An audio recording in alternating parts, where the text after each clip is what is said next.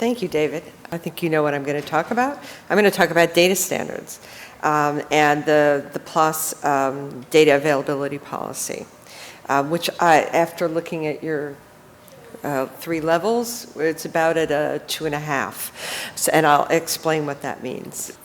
So yes, the way we've implemented our data availability standard for our authors is about a 2.5. It's a requirement. It's not totally verified by scientists who go in and make sure it's the correct data that support it, but I'll explain a little bit more of that. Basically, I'm going to just talk a little bit about our policy and how we changed it a couple of years ago, what that means for authors, and a little bit about how we enforce it and what the results have been. We also have a feedback mechanism here. If you're interested in more, you can ask questions at data@plos.org. So just to talk a little bit about what we want to accomplish here is the ideal for presenting the data that support a published paper. I mean, when you publish a paper, you're supposed to be providing enough data so that someone else reading it can go out and replicate it and see, do I get the same results?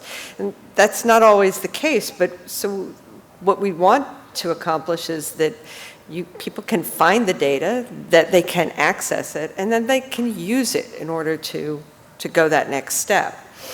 But what often happens, even still, is that people can't find the data because, for a number of reasons, it can be something that's not findable because you can't search for it, so it doesn't have metadata that tells you what it is, or it's not stored in a known accessible location.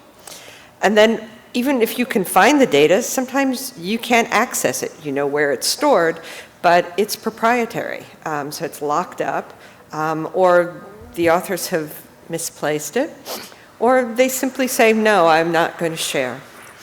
And then the next step, even if you can find and access the data, sometimes it's in a format that doesn't allow you to do anything with it. So it's unextractable, or it's a spreadsheet in a PDF, which is not terribly useful. So those are the kinds of things we're trying to get past.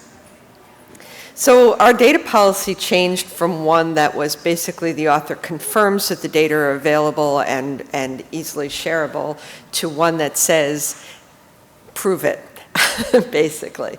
So this is the simple statement. We require require authors to make all the data underlying their findings, the findings described in their manuscript, fully available without restriction, with rare exceptions, which I'll talk about those exceptions in a minute. But basically what it means is, and we often have to explain this to people, it doesn't mean we want all the data from your lab. It means we want the data set that was used to reach the conclusions that you're publishing in your paper. And that's the piece that we want to see.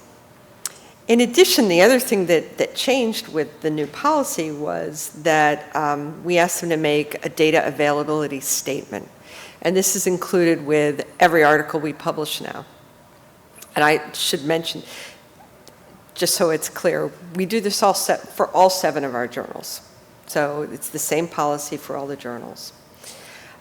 So in making this statement, the author is describing what's available, how it's available, where it is. And I'll show you an example of, it's probably hard to read, but this is the statement that, an example of a statement, where the author has said, here are the data that underlie my findings. Here's the accession number in GenBank. Here's an accession number at Dryad. Here's a URL that you can go to for something else. So all of that's been made public, and we can follow any of those and get to the data that they've deposited. So when we look at this, we're saying, okay, what we prefer, of course, is that the data are shared in a structured public repository We really like either a subject-based repository like GenBank or PDB, or something that is more general like Figshare or Dryad. And that's really the best. It can be in a university repository, but it can't be like on my personal website or on my desktop. That's not accessible. And they can be in supporting information files, so it can be with the article. That's fine. And so the staff also check and make sure that by the time the article is ready to be published, so there's several checks along the way. I'm not going to go into all of them. But we do check to make sure that at the beginning of the process, when the submission comes in, that they have said, yes, we're willing to share and we'll fill out this form and tell you all the places our data are stored. But by the time it's ready to be accepted, we want a fully formed data statement that's complete, that's readable in decent English, that they've included accession numbers if they're saying that their files are at Dryad, Figshare, other places like that, that they've given us those accession numbers or DOI, those are the best, and that indeed if they've told us that that the data are in supplementary files, that there actually are supplementary files. At the beginning, people would just say that, and then we'd look and there would be no supplementary files. So over time, things have gotten better. People understand that we're really serious about this. And in fact, if they don't agree to share, it can affect the decision to publish the manuscript. And if after publication, someone has pointed to a place where they claim their data are stored and a reader goes in and can't find that, and they go back to the author and say, hey, I can't find your data, what's going on? And the author refuses, then we start the whole process of trying to negotiate with the author. We may go to their institution or their funder, and it may result at the very extreme case in retraction of the article, which has happened in rare cases. So what have we seen? Well, since we put the policy in place, we've published more than 47,000 papers with a data statement. Most of those publications indicate that the data are all fully available without restriction. Some of the types of restrictions that there are, and one of the reasons that, I said we don't generally open up all the files to look at them, but one particular manuscript type we do look at, and that is the clinical medical papers. Because what we found is that in some cases, the authors provided data that identifies patients or has pictures. And we publish, and then they go, oh my God. And then we have to take the files down. And so for clinical papers, we always look at any supplementary files to make sure that someone hasn't, mistakenly included things like that. And then over time, we've noticed that more and more people are using these open repositories like Dryad, Figshare, the NCBI, and GitHub.